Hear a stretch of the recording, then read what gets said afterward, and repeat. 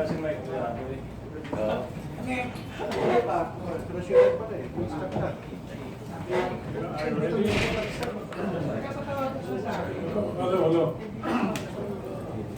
Ready?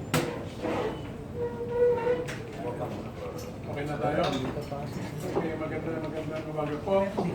Tayo ay papasalamat na balagay tayo muli ng ating Senate President Tito Sotto. Marami pong magagandang galaw sa balita ngayon. Mukhang yung ABS-CBN ay malulutas ng problema, mababawasan ang sakit ng ulo ng mga mamamayan, mga kaibigan ko ng ABS-CBN. Yung BFA termination ay mukhang patuloy, wala pang pagbabago dyan. Pero nung huli po tayong pumunta sa Senado, ang pinag-usapan po ron, kailangan bang pumunta sa Supreme Court para maging malinaw po ang papel ng Senado, hindi lang sa ratification, concurrence in the ratification, kundi concurrence in the abrogation of any treaty. Isa sa mga issue po pwede pag-usapan yan. Pero kailangan po na yung ating relasyon at security relations with the United States mapalawak po yan, hindi maputol o mapakitid. No? Sa Senado po, hindi lang po yung BFA pinag-uusapan. Nang isang araw po, pinapruban nila yung kanila bill on human security or on terrorism, kung saan marami po tayong kailangan sa ibang mga bansa na ating katulong. Kaya isa just some of the issues na pinaharap natin ngayon, for which we would like to welcome and send President Tito Sotto and his updates on this issue. Good morning, Mr. Senate President. Yes, sir. Good morning. Thank you for the invitation. My second time around. And I am, of course, honored when every time my colleague, my former colleague, Senator Tatad, invites me to work. Thank you to everyone. We have been very busy in the past few weeks since the start of the year. Not only because of the work in the Senate, but also because of events that have unfolded in our country and, as a matter of fact, worldwide. It involves the issue of COVID-19. We have passed in the Senate a number of very important bills last year, but here in 2020, we have recently passed the Anti-Terrorism Act, as we call it now, instead of the former Human Security Act. Also, we have already passed the bill establishing a national penitentiary for heinous crimes. If I may elaborate a little bit about it. It's my plan B. Originally, because I was proposing to I filed proposing to pass in the Senate a bill reimposing the death penalty for high-level drug trafficking. But through the years, we have started debate on the death penalty for quite some time. And the longest interpellation I had during that time was from Senator Tatad. I think through the years he was able to convince me that there should be an alternative. So if we cannot pass my main reason for wanting a death penalty for high-level drug trafficking is that among all the other crimes, the most complex crime of all is the problem of illegal drugs. and drug abuse. Now, when it comes to high-level drug traffickers, they are already incarcerated, already in jail, but they can still operate. Unlike a murderer, when he is in jail, tapos na. A rapist, in jail, tapos na. Baka siya pa ma-rape to. Magnanakaw, in jail, tapos na. Pero yung drug lord, nakakulong na, nag-ooperate pa. So I think, I was thinking, many, of course, of our friends and colleagues think that we should remove them. So instead of proposing for a death penalty, which is still pending in the committees in the Senate, what I did was I filed a bill creating a national penitentiary for heinous criminals, and that includes high-level drug traffickers. Remove them from the rest of the criminals, or convicts, I should say. Remove them, place them somewhere else where they cannot operate. No cell sites, no signal, no communication, no nothing. And we already passed that bill.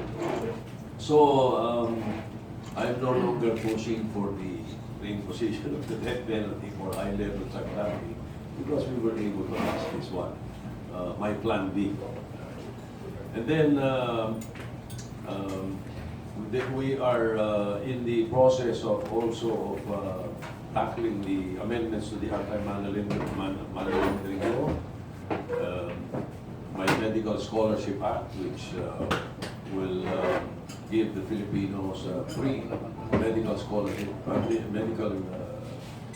any Filipino who would want to take up medicine should be allowed for free. Also the expanded Solo Parents Act, the Department of Disaster, Department of Water, we're tackling all this, and hopefully we'll be able to pass one or two more before the March 12 last day of the Senate of the Congress for this year. After March 13, we will be resuming on May 5. So there are a number of issues that we need to resolve as soon as possible. And one of them, hopefully by Monday, will be the Visiting Forces Agreement abrogation that was initiated by the President. So anyway, perhaps that was more or less in a capsule what the Senate has been doing in the last few weeks or last few months. Thank you again for the invitation, and I hope to be able to answer any of the questions thereafter. Thank you very much, Mr. President, and congratulations on these measures that you mentioned, very important measures. The headlines today carry a story on the Philippine ambassador in the U.S. and the U.S. ambassador to the Philippines initiating efforts to negotiate a new defense and security agreement. No? There are no details, but I think it's a development that should be welcome. I don't know how this will affect your position in the Senate on the abrogation of the BFA, but I was thinking this is a positive development that should be welcomed by Congress itself and by everyone else who is interested in this issue. Mr. Senate President, in 1951, when we negotiated the military defense treaty with the United States, the executive involved the Congress as such in the negotiations. In fact, if you look at the treaty that was signed, the signatories there were after Carlos P. Romulo and Joaquin Elizalde, who were parts of the diplomatic community. We had Vicente Francisco, who was the chairman of the Foreign Relations Committee, and his House counterpart, Diosdado Macapagal. I was wondering if, in case this negotiation pushes through, will you not be interested in suggesting to President Duterte to involve the Congress? No? In the formulation. And if in the formulation of the position, in the negotiation itself, it will not preempt your position in the ratification, but it will help reaffirm the position of the entire government, executive and the legislative, as far as the necessity for a defense agreement is concerned. I do agree. As a matter of fact, it's definitely not only not preemptive, but it might aid Congress or the Senate in the ratification. It would probably be easier because any of the issues that we might be worried about or worried about would already be resolved. And we will be able to put it on record already. As you mentioned earlier, the 1951 Mutual Defense Treaty entered into by and was formulated by the names that you mentioned. 19, yes, Carlos Romulo, Vicente Francisco, the number was senator during the time of the elections. The number 2 was President Tito Sotto. My grandfather, yes, I checked on the records. That has been corrected. I checked on the records. Anyway, 1947 was the basis agreement. That's the original basis agreement. And then 1951 was the Mutual Defense Treaty.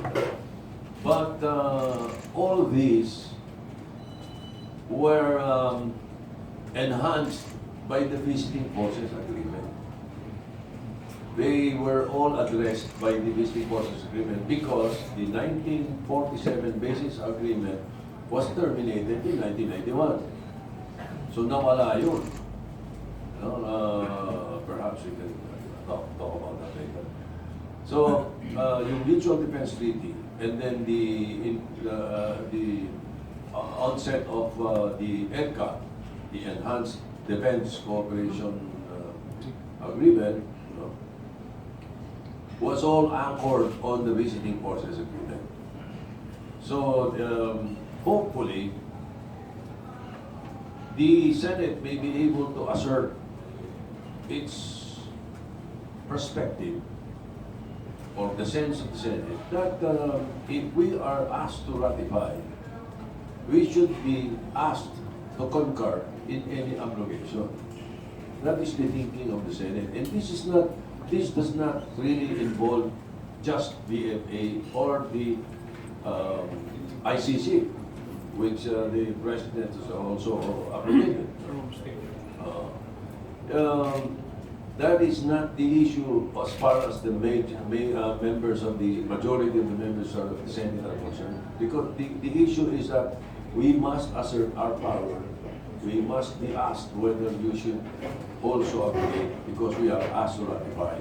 The Constitution is clear on that. Now they're saying that it is silent in the Constitution as far as abrogation is concerned. But I have just recently listened to the Secretary of Justice saying that there is such thing as the equity of equity fills in the gap. If there is silence, equity fills in the gap. And in this case, it should apply to the issue of ratification in the Senate. If it is silent, then equity fills in the gap as well. So we expect the executive department to agree with the Senate on this matter. Nevertheless, the situation right now is that in the Senate there is a resolution filed, Resolution 305, filed by Senator Drilon, seeking the intervention of the Supreme Court on the issue of the abrogation of the ICC. We were ready with a resolution asking that the same be filed for the DFA. But I have elected to, together with my colleagues, no, we have elected to instead focus on the assertion of the Senate. We have a petition ready. By Monday, after the Senate agrees or disagrees on a resolution concerning this power, this ratification power, we will be filing the petition for a declaratory relief and mandamus. It will be on Monday after the session. This will be a petition filed by yours truly, Senator Lacson, Rilon, Gordon, Senator Tatad, and Senator Tiason. On Monday, if I may give you what we call this, a view of what might happen. The Senate Committee on Foreign Relations at the moment is still discussing whether they will report out on Monday Senate Resolution 305 or not. We will know by Monday morning. As the chairman of the Committee on Foreign Relations, which was previously chaired by Senator Tatad, is now chaired by Senator Pimentel. And he is consulting his members whether the 305 should be reported out or not on Monday.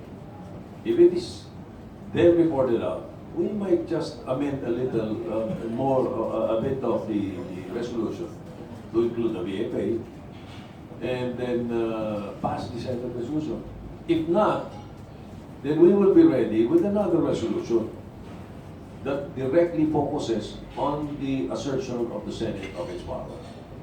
And that will be contained in the petition for declaratory relief and mandamus that we will be filing to the Supreme Court thereafter, right after. We will leave it at that. I'm sure the executive department, and I have strong belief that the executive department will follow what the Supreme Court will say. Thank you very much, Mr. Senate President. Moving forward, without jumping the gun on anybody, the news stories today talk of Ambassador Romualdez in Washington, D.C., and U.S. Ambassador Sung Kim initiating the effort at negotiating a new agreement. Is it possible that the two countries will have to revisit the Mutual Defense Treaty? You know, since the 1950s, during the time of Claro and Recto, the main complaint about this MDT is that it lacks a automatic retaliatory clause, similar to the treaty of the United States and the NATO countries. Under the NATO treaty, if there's an attack on any NATO member, all the members automatically act to retaliate. Dito po sa atin, MDT, malinaw po yan na an attack on the Philippines will be considered an attack on the US and will be responded to according to the constitutional processes of the parties. Ibig sabihin, kung kailangan ng congressional approval, dadaan doon, hindi po automatic.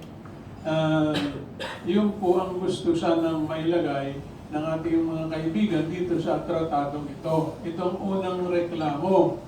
Kaya nakapagtataka na ibis na itulak natin yung demand na yon, tinanggal natin yung BFA. Mukhang it is a move in the opposite direction.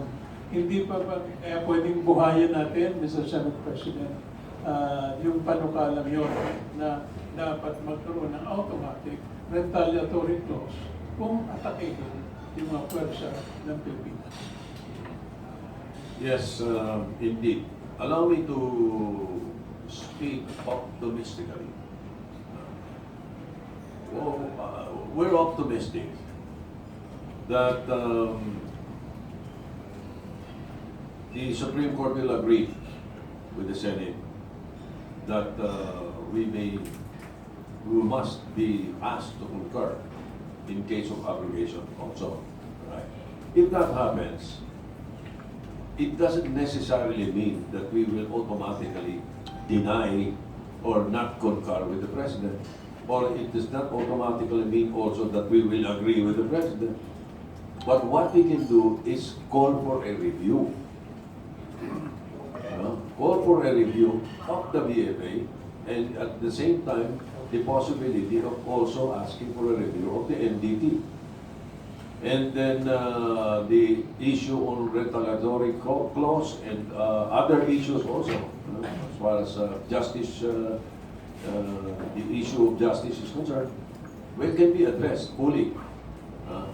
So, mas maganda talaga kung magkakaroon ng paniniwala na ang Senado ay kailangan mag-concur, sapagkat pwede natin galawin ngayon yun at i-review. Because otherwise, if the abrogation and termination happens, then the only thing is that in the future, we'll probably have to sit down again and talk about another visiting forces agreement. Yes, perhaps that will be better because mas maliwanag na ulit, mas maalam natin ang pwede. Pero in the meantime, ano mangyayari? Then the MDT and the EDCA would be not enforceable. So, mas maganda na siguro kung talagang magkaroon ng pagkakataon ng Senado na ma-review ito at makakakilos kami agad. Thank you po, Secretary President. Bukod po sa problema ng agresyon na mukhang malayo na po sa katotohanan ngayon, ay nandiyan po yung international terrorism. Ito problema ng lahat ng bansa ngayon. Pero kayo po sa Senado, pinasa po nyo yung bagong anti-terrorism law. You repealed the Human Security Act of 2007 at binago po ninyo. Palagay ko po, dahil sa problema po ng terrorism, mas kailangan natin ang pakikisama natin sa malalaking bansa para labanan po ito. Kayo po ba ay handang itulak itong pananaw na ito para mapalawak at mapalalim ang ating cooperation with our allies? Yes, because the BFA is not only confined to military exercises. Recently, and through the years, because of the problem of cybersecurity and terrorism, it has evolved into a cooperation within the United States and the Philippines, involving cybersecurity, involving cyber terrorism, involving terrorism per se. And with that, we have already passed in the Senate the Anti-Terrorism Act, which is a change of the Human Security Act before. And this gives more power to government to address the problem of terrorism. And talagang nakadikit ito kasama sa mga pagkooperasyon natin sa United States. Hindi naman kasi na-confine sa military exercises lamang ang BFA. Nakasama na rin ang anti-terrorism at yung mga pati yung mga research and training ng ating mga armed forces at ng Philippine National Police ay also involved and nasasakop doon sa BFA sa ating kooperasyon sa kanila. Yes, so I do. I agree. Thank you. Thank you very much, Mr. President. Kailangan po ay umalis po ni Sir President ng alas 11 po dito sa ating forum. Kaya bubuksan na po natin ang mesa para sa mga katanungan. Ariel? May ilang sector po na nagtatanong at nagsasabi na this amendment sa Human Security Act na pinasa ng Senado recently, monster ano raw ito, isang monster law. Parang hindi na ma-separate ang terorista sa karaniwang kumukontra sa powers that be. Definitely not. Hindi totoo yun at hindi mangyayari yun. Maliwanag yung laman ng Anti-Terrorism Act that if you're not a member of any terrorist organization, you're not terrorizing the community or the country, eh hindi ka naman makakasama dito. Posible ka makasama kung common crime or whatever crimes that are being committed. Maliwanag yung laman ng Anti-Terrorism Act. Ang isa lang sa mga mapapansin ninyo, and we were able to address it in this bill, yung nakaraan na Human Security Act, masyadong sumobra ang safeguards. Sumobra ang safeguards na ang nangyari ay for the entire duration of the law, there was only one conviction. Nag-plead guilty pa yun. Hindi ano yun, ha? Hindi yung kamo karaniwan na pangyayari. In other words, hirap na hirap tayo doon sa dati sapagkat takot na takot yung mga enforcers eh. Meron doon sa dating Human Security Act na kapag inaresto ka at ikaw ay hindi kinasuhan at pinakawalan ka na, yung pagkaka-aresto sa iyo kung ilang oras yun, babayad yung magbabayad ng fine yung humuli sa iyo ng 500,000 per hour ba o per day? Per day. Takot na takot yung mga pulis at mga enforcers. Mamaya naman eh, hindi ba? So, yung mga ganun bagay, in-address natin yun. But again, also with proper safeguards, na hindi basta-basta kahit sino pwede mo tapunin. Hindi ganun yun. If not involved in any terrorism or terrorist organization, definitely walang problema. Kasi ang isa sa mga nangyayari sa atin dito, katulad na nangyari, nakakalat na pala yung mga terorista sa Mindanao. Nagkaroon bigla ng marami since walang magawa yung armed forces, walang magawa ang PNP noon. Kahit ang sabi tuloy nila, meron daw failure of intelligence.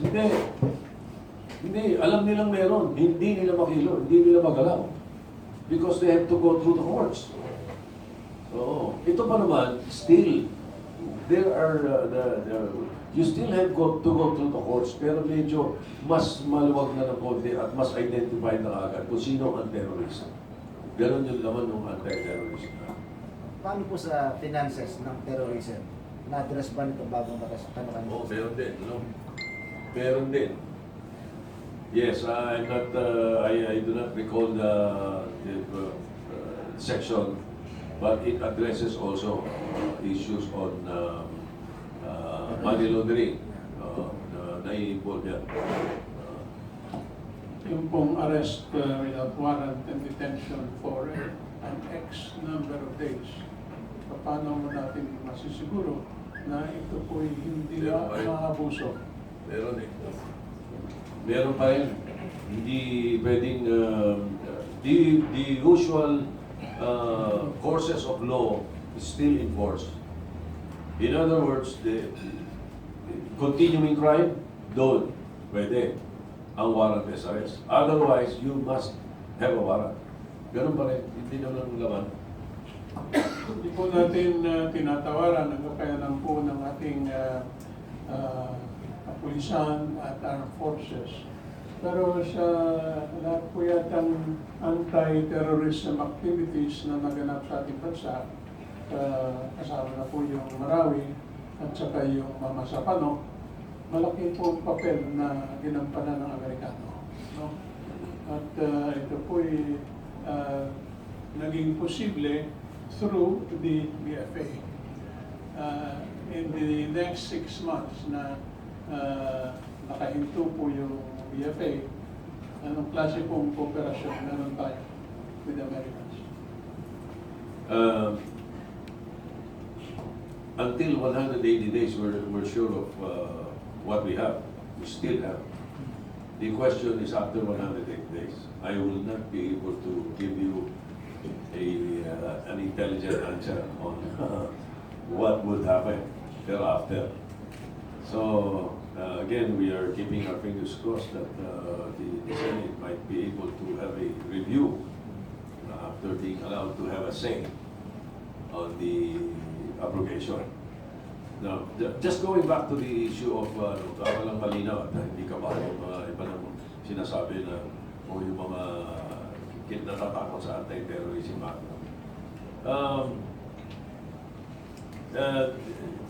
Sino ba ang terrorist?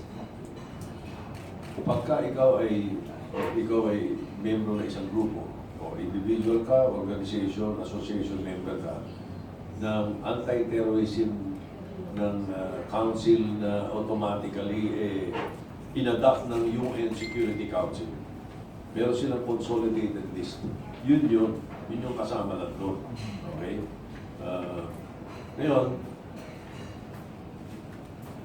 any individual or organization committing the prohibited act shall have the opportunity to be heard before the Court of Appeals upon application of the ATC and recommendation of the National Intelligence Coordinating Authority before being proscribed as a terrorist or the terrorist group.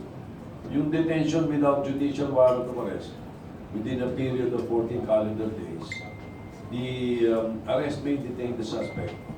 Detention can be extended, pero all current laws, from 3 days detention to 14 days or extendable, lahat yan shall fall under the existing laws of the country.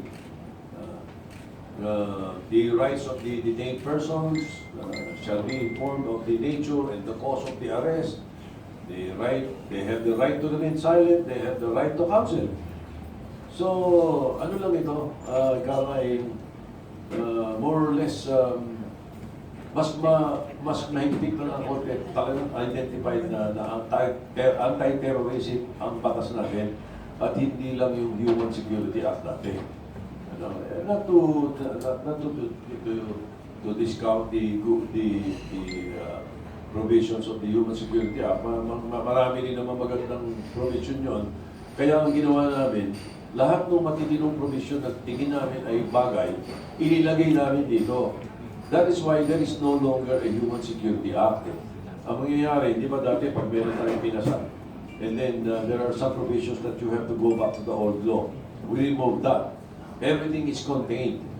Pati yung mga precautions on whole departure order, yung sa AMLAC, lahat yan, kung ano yung prevailing laws of the country will be in effect. Chef, yung leftist organization, CPP, NPA, NDF, they were declared as foreign terrorist organization. Will membership in that organization fall in that new law? Kasi sila dinefine ng US as foreign terrorist organization. Pwede silang ma-detain without warrant. If they are classified as a member of the terrorist organization, yes. But again, proper procedures are followed. Hindi basta just a whim of any enforcer. Isa pa po, ang victim ng terorista, public and brutal. Oh, by the way, mere membership, kailangan kakombinasyon niya ng may action, merong threat to commit terrorism, merong planning, training, involved ka sa planning, training, preparing, facilitating the commission of a terrorist act. Diba? Tapos, conspiracy to commit terrorism, proposal to commit terrorism, inciting to commit terrorism, tapos recruitment to a terrorist organization. Yung mga yun, kailangan nangyayari yun para ikaw ay arestuhin. Yung victim ng terorista, always public and brutal. Yung brutal, hindi na pag-uusapan. Hindi lang po public. Yung po bang troll farm, kasama sa acts of terrorism. Yeah. Hindi naman siguro. Sila nagpapakalat ng takot Sa bagay, pero hindi naman siguro pwede, Inciting to terrorism. pwede naman yun. Inciting to terrorism. And then, ibang klase yun.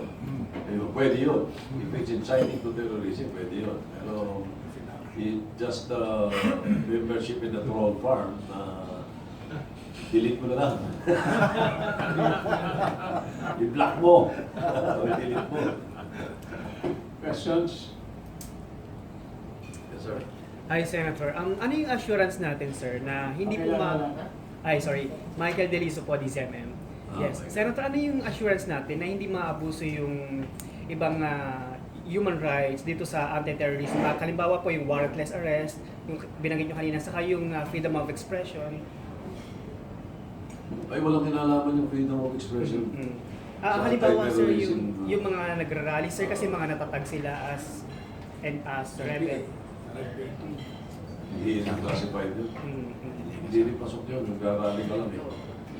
Kahit nagmumura ka pa doon at lahat ng gawin mo, that's not terrorism. You know, when you're preparing a bomb, you are involved in an organization that will preparing and about to commit a terrorist act. Yun ang mga involved, hindi yung nagrarally o malaman sa gobyerno na mumura o whatever na hindi kasama lang. Wala lahat yun doon. Anti-terrorism lahat. Okay. Philip? Meron akong tatlong tanong. No? Unang tanong, yung 2022 malapit na. Huwag yung sabihin na matagal pa yan o huwag natin bigyan ng pansin yan dahil maraming problema ang bansa. Pero diretsong tanong, may plano ba kayo na tumakbo ng mas mataas? Kung ako, tatanungin mo, wala. Pangalawang tanong, 82,000 na yung tinamaan ng coronavirus at mahigit 2,000 na yung namatay.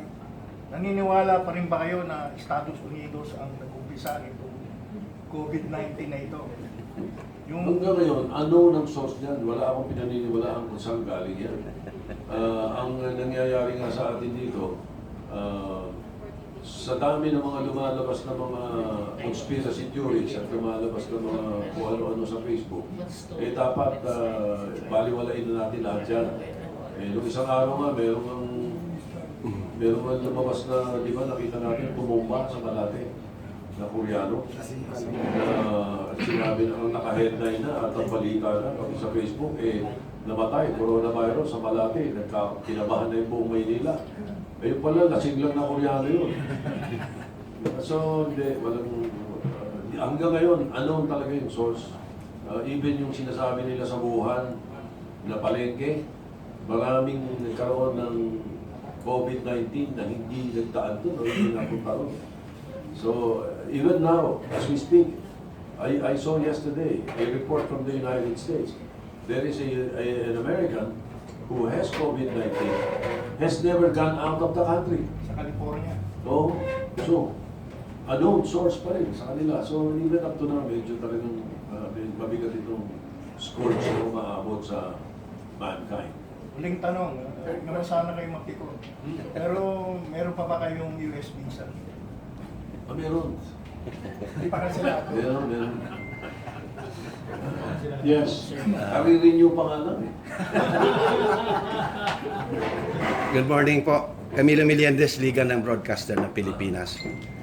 The other day, Senator Lacson said that the decision of the President to terminate the BAP is not supported by all the secretaries or the cabinet members. In contrast, the spokesman, Secretary Panelo, contradicted that statement. Being the Senate President, and probably by this time you have consulted with some senators on their opinion about the termination of the visiting forces agreement. Can you state whether majority of the senators are in favor or not with the termination? I'm not sure of the number, but I can say that majority of the members of the Senate are not in favor of the abrogation. That is my sense. Can you cite the reasons why they are not in favor? Well, as I said earlier, most of them know that the NDT, the EDCA, and the anti-terrorism, anti-cybersecurity or cybercrime, and cybersecurity relationship with the United States might be imperiled. So unless we are able to review and come up with a better solution, majority of us, I believe, I'm not sure of the exact number. So when I say majority, perhaps 12 or more, are not in favor of abrogation. I can. That is my opinion. Now, as far as the opinion of Senator Lacson and the Secretary Panelo are concerned, I've heard the same concerns from the cabinet members themselves. So I agree with Senator Lacson. With that stand of the Senate, sir, what will your definite move to before the expiration of the 180 days to save the visiting forces agreement? Perhaps if our petition is upheld, our petition in Supreme Court is upheld, we will call for a review of the agreement. Could that review, sir, in effect substantially stop the termination? Possible. It's possible. Thank you, sir. Teko lang sa tanong, follow-up ko lang. Tinanong niyang possible reason kung bakit may tutol sa abrogation. Ano po naman yung reason ng mga pabor sa abrogation ng mga senador na nakakwentuhan niyo? Well, they probably want to support the president. They concur with the president. So, the reason is simple and the other reasons are ample. There's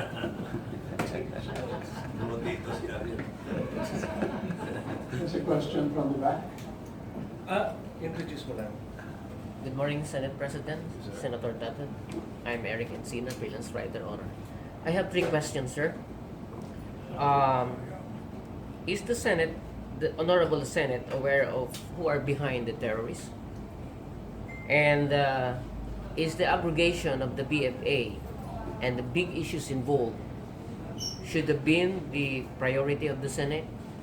Third question, suppose the abrogation of the BFA is soon to be done, can the government assure us of the elimination of the terrorists?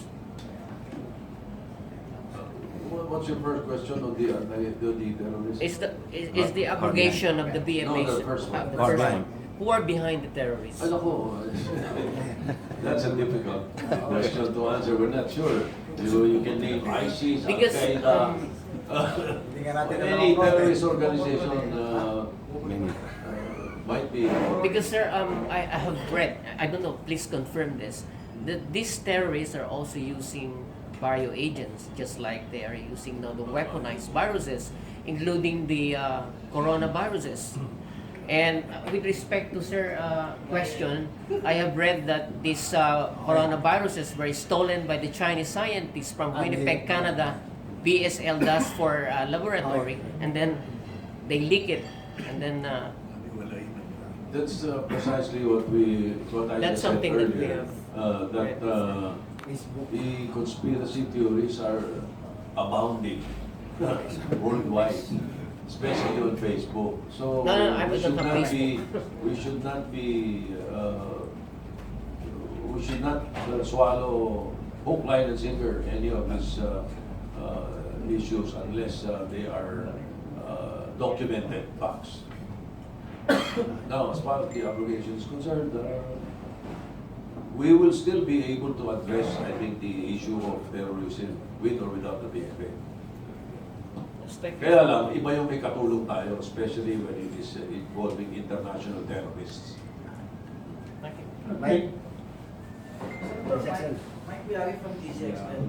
Senator, sabi nila, mayroon pong mga perception na parang Pangulo Duterte ay ito'y gumagawa ng diskarte upang makakuha ng mas magandang concession sa Amerika dahil lopsided daw po yung napapakinabangan natin sa BFA. Kung kaya itong ginagawa lang ito ng Senate, parang medyo madidiskril sana yung makakakuha pa sana ng Pangulo ng mas magandang concession with the US on pwedeng tulong na makuha. It sounds good. What you're saying sounds good. No, pero how will the executive department do that if they terminate? Di ba? Mas maganda i-review. I-review natin para makuha natin yung mga consensus na gusto natin. At saka natin sabihin, hindi namin tiniterminate. Or kung hindi natin makukuha, dahil terminate natin. Pero yung the original idea na sinasabi nyo na talagang gusto ng Presidente is para kailan gagawin?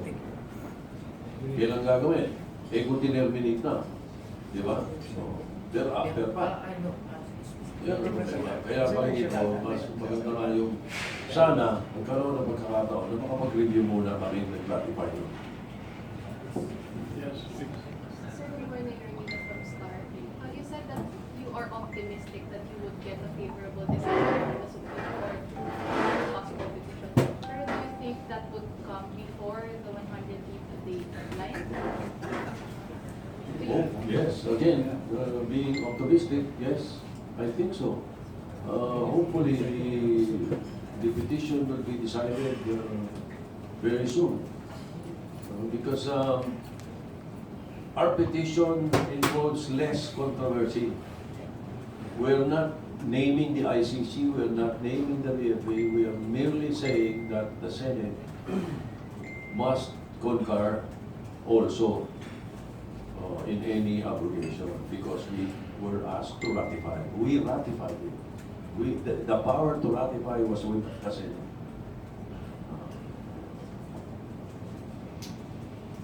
What the Senate President is saying, without the ratification, there is no treaty to abrogate. Yes, please. Sir, J. Mark from DWIC.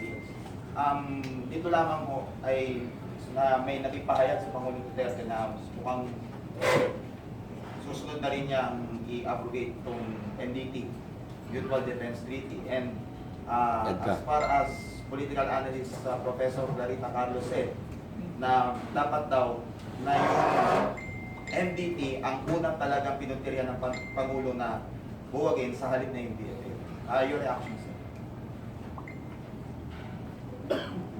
Well, this is the first time I'm hearing that, so it is very difficult for me to give a comment, to give an intelligent comment on the issue.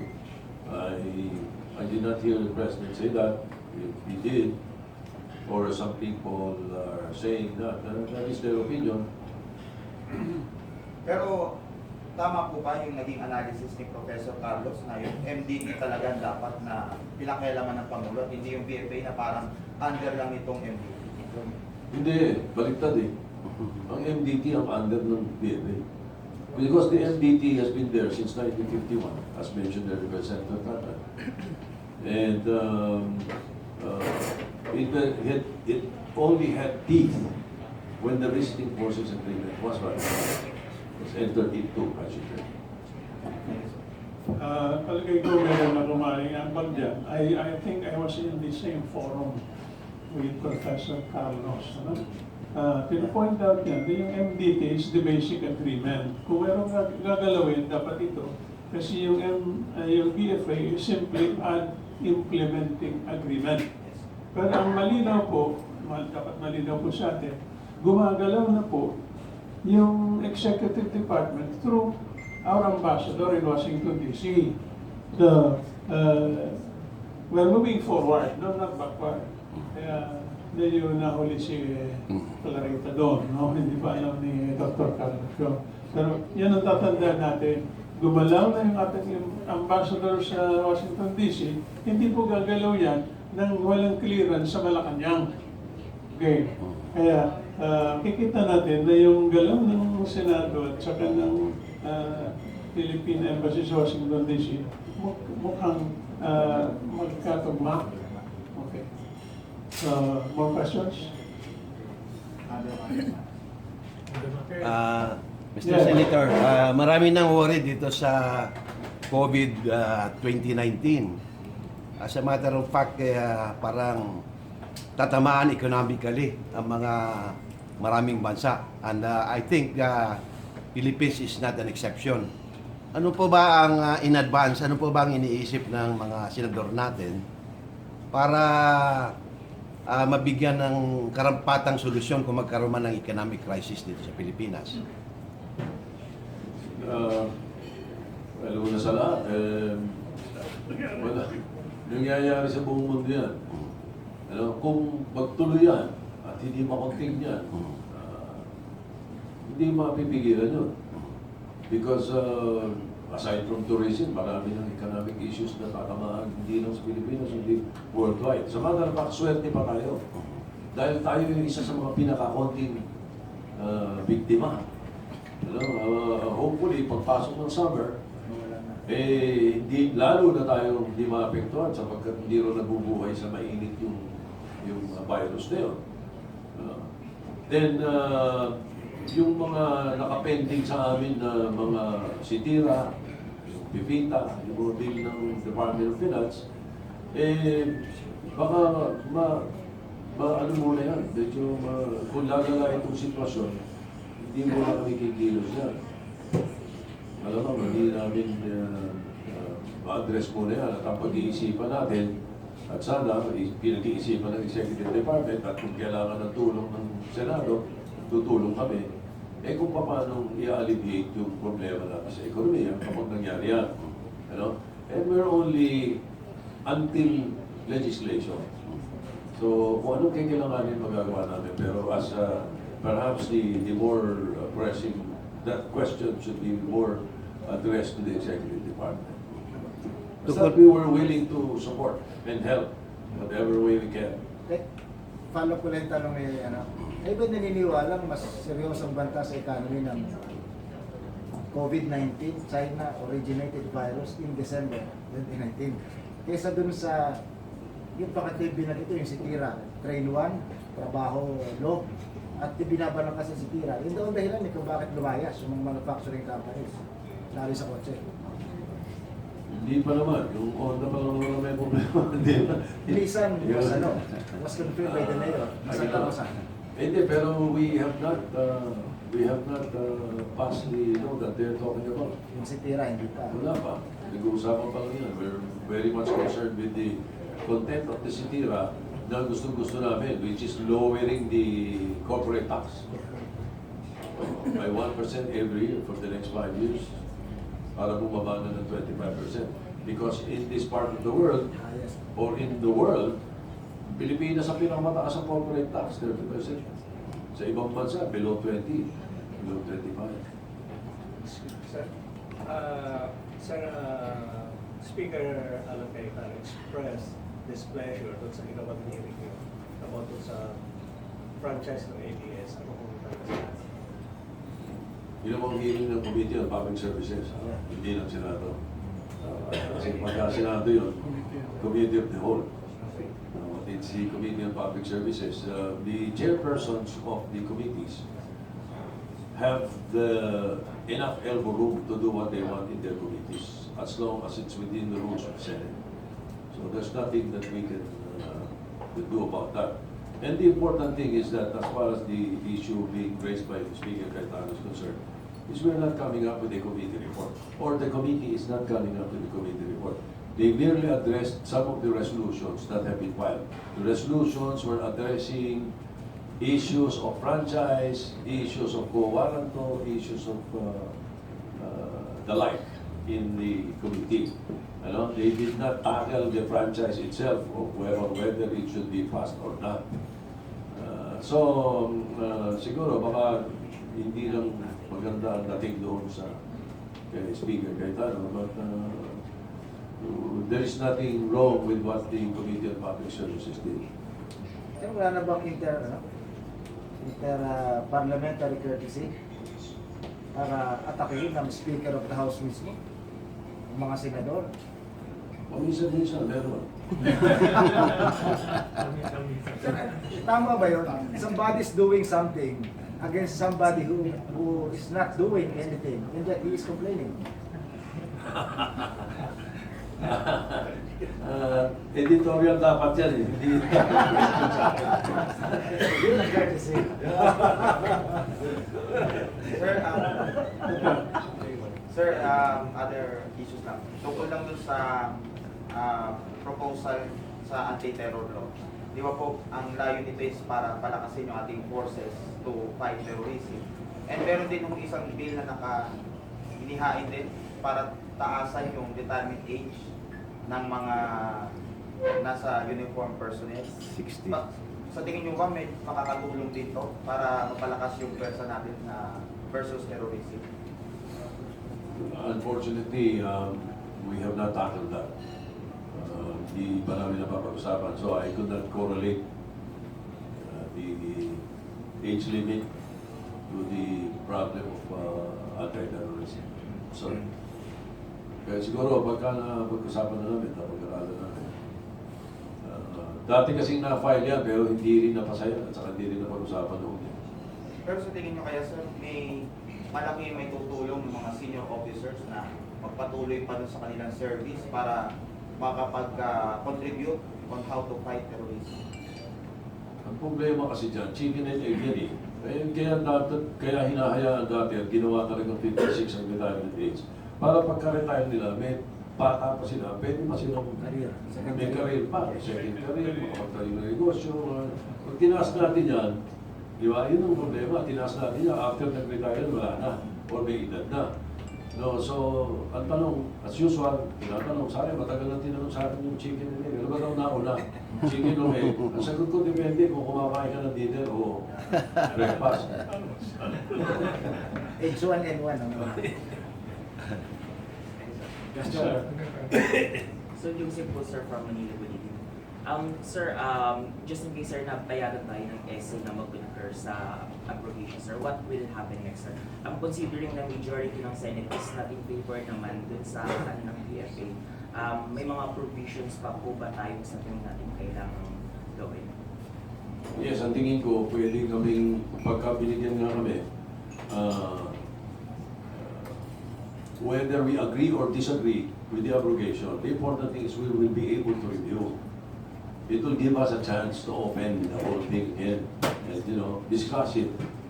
And perhaps through the initiative being done by the United Nations, United States Ambassador James Romualdez, magkaroon ng magandang kapupuntahan yung laman ito.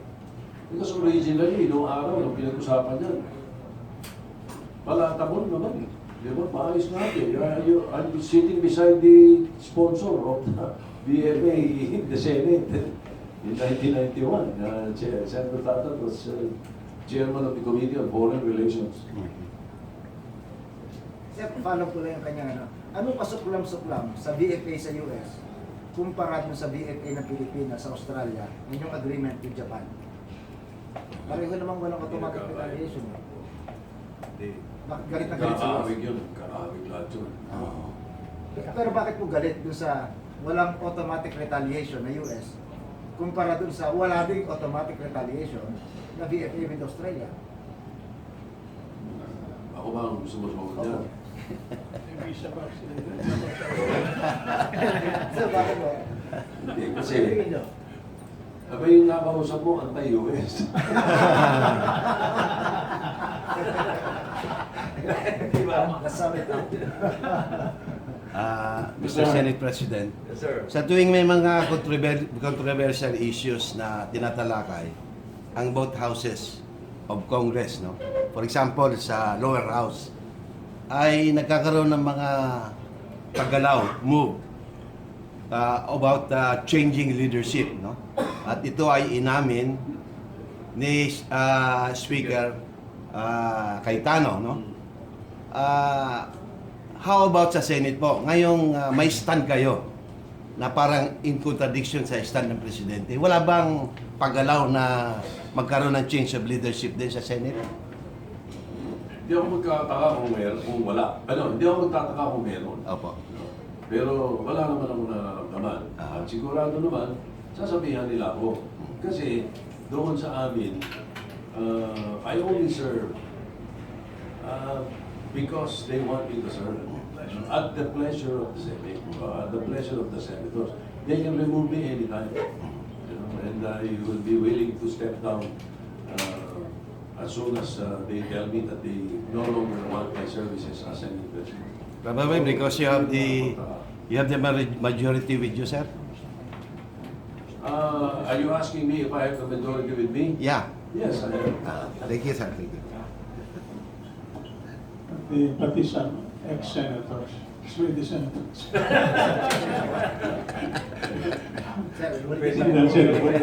Bulletin. Sir, as far as your knowledge on current knowledge on BFA is concerned, sir, sa tingin niyo initially so far, may provision po bang dapat gawin? Yung dapat pag-usapan, hindi tanggalin. Hindi pag-usapan, improve. Sir, right now, sir, sa tingin niyo meron? Yung sa justice system natin. Kasi meron doon provision na kapag ang isang sundalo na isang bansa, whether US or Philippines, ay may ginawang krimen or lumabag sa batas ng bansa na kinalalagyan niya. At ito'y ginawa niya ng, in his official capacity or in an official mission, ang nananagot yung bansa. Kapag ginawa niya ito ng hindi official mission, doon lang papasok yung bansang kinalalagyan niya. In this case, no, let me be very specific para mas maliwanag. Kung merong ginawang, let's say, isang driver ng nagdadrive ng kotse ng armor truck ng United States.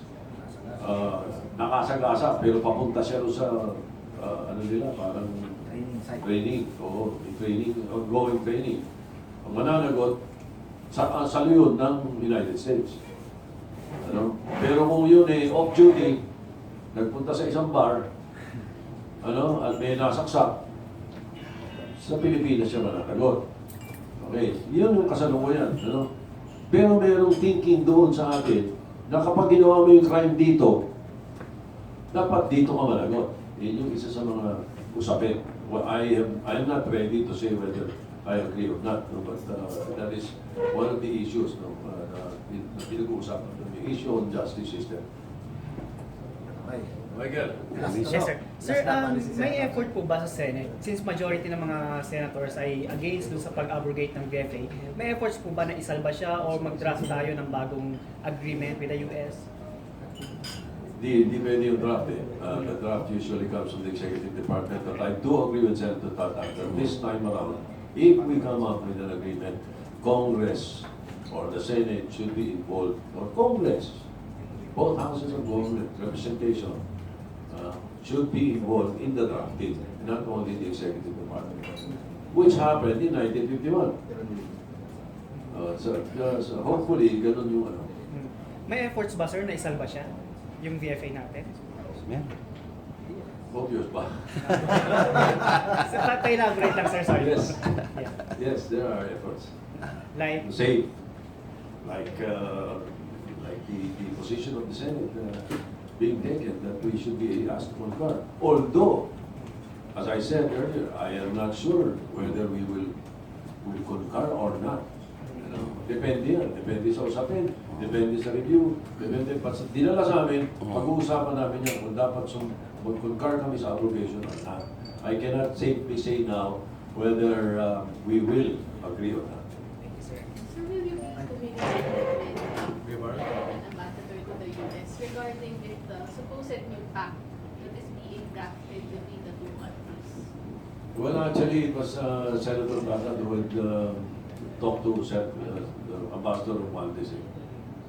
Ako'y nakwentuhan lang din ni Senator Tatad at ni Senator Lacson.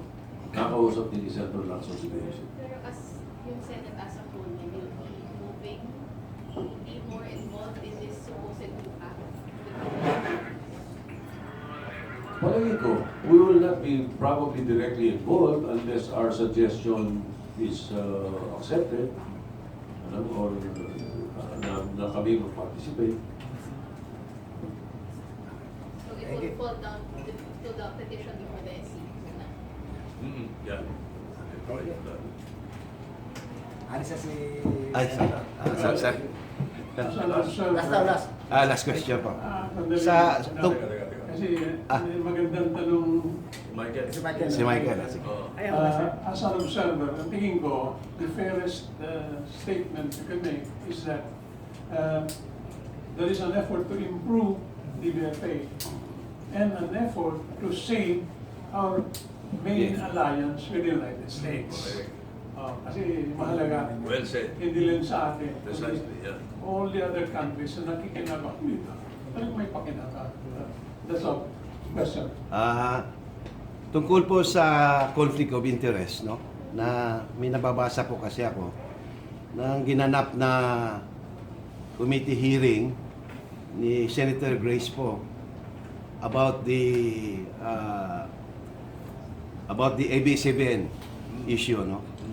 Ay isang conflict of interest dahil sila ay kumikita sa ABS-CBN. Pwede bang bigyan nyo kami ng kaliwanagan dito? Oo. Si Grace ba? Si Senator Grace po. Dahil pinapalabas yung si ni Fernando po sa pinapalabas sa ABS-CBN, no? Parang may interest sila, no? To save ABS-CBN. Pwede bang kung ano po ang masasabi nyo dito sa mga akusasyong ito? Well, whether we like it or not, Senator Poe is the chairman of the Committee on Public Services. In the Senate, the Committee on Public Services involves transportation and communications and franchises. So that is the reality. Apo. Now, as far as yung sinasabi mo is concerned, delicadeza dictates that I do not comment. Kasi nasa GMA siya. Di ba? Okay. Actually, former senator, I was chairman of rules under 6th Senate President. No?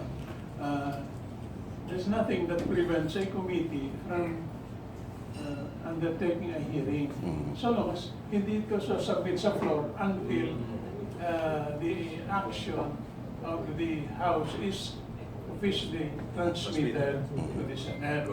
So, walang violation si Senator Paul dyan, no? And I think those who maintain a different view can always question her personal involvement, if any, no? Okay. I think we can let it rest at that. Sige, please. Senator, di ba may sinusulong na concurrent resolution para pwede makapag-operate yung ABS-CBN kahit habang dinidinig yung franchisor? Pipirma ba kayo dun, sir? Or ano sa tingin niyo ba? Pwede ba mag-operate? Medyo controversial ngayon yan. Kasi there is a comment or thinking by the Department of Justice na gusto ng NTC at payaging Department of Justice mag-issue kami ng resolution na lawit. Ako naman, whether I'm in favor or not, ang issue sa akin is bakit yung trabaho nyo gusto nyo tutusan namin kayo? At hindi nyo ginawa yan sa Globe, hindi nyo ginawa yan sa Smart, hindi nyo ginawa yan doon sa ACWS. At ginawa nila sa ACWS pala.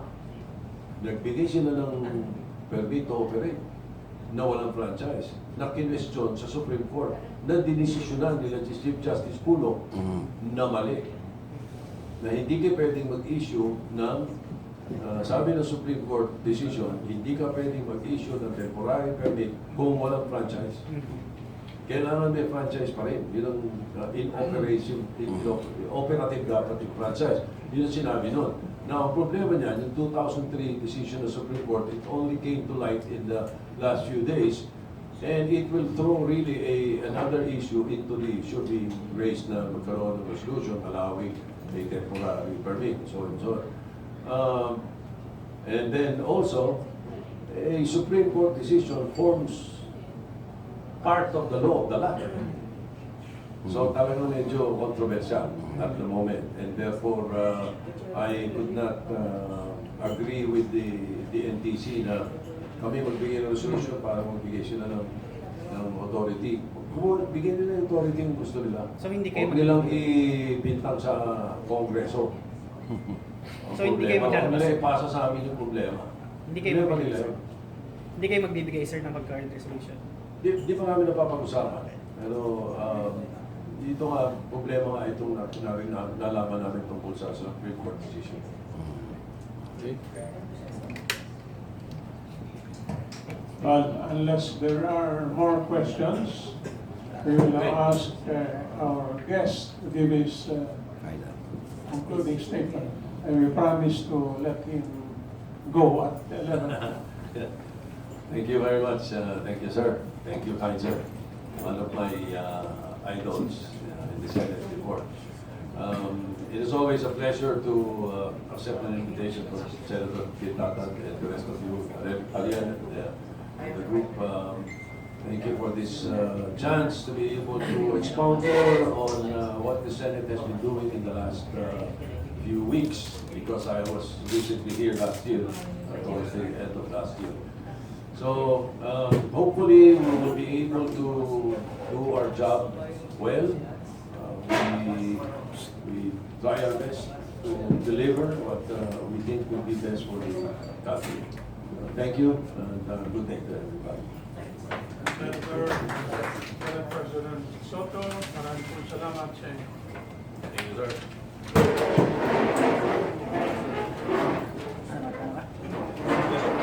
Okay, your next. Sa last naman yung stop song. Ariel, sir. Thank you, Mike. Mike, from Ayala.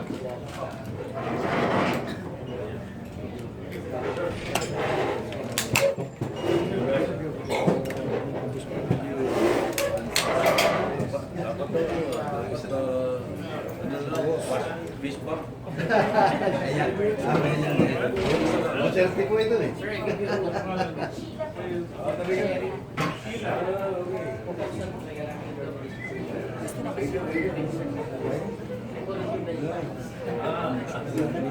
Pray for you.